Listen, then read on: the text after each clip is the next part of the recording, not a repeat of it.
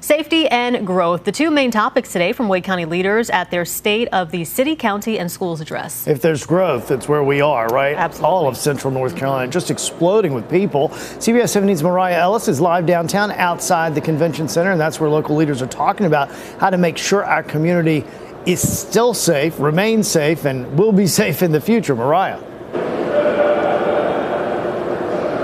Yeah, we actually heard from the Wake County school system, and they said that they actually just finished about 30 projects that included new school buildings as well as just different renovation projects. But at the same time, we also heard from some of our Wake County officials who say they need more fire stations, they need more EMS stations, and more housing, more work that needs to be done. 51 people a day. Wake County Manager David Ellis says it's the average number of people moving to the area within a year, amounting to about the population size of Nidell. The county's demographics are changing, right? So by 2029, we'll have more people 60 and older than we do 18 and younger. Ellis says growth is driving a need for more public housing, infrastructure, and public safety.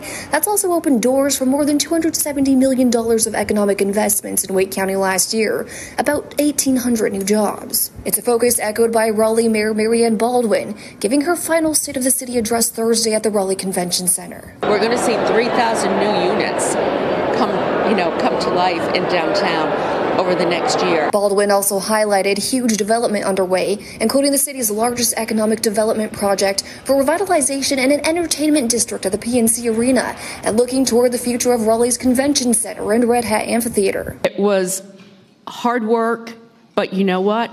We made it happen. During Thursday's address, Wake County Public School System leaders say they're looking ahead too. Superintendent Dr. Robert Taylor noting the continued effort for bus drivers, maintenance workers, additional schools, and renovations. Our biggest issue is trying to make sure that we can recruit people from private industry. And while we can't pay those competitive salaries, we still have the need that's there.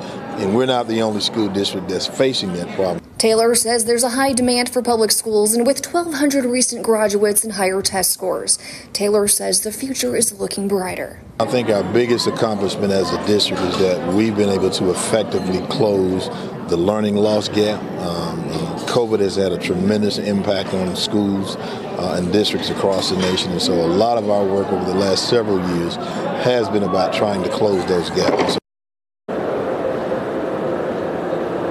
Yeah, and since last July, the superintendent tells me they've been able to hire about 130 bus drivers, but during that same time, he says they've lost about the same amount, so there's definitely a need there. He did tell me, though, with year-round schools actually beginning just last week, he said they have about 271 bus routes, and he did say, fortunately, all of those have been accounted for.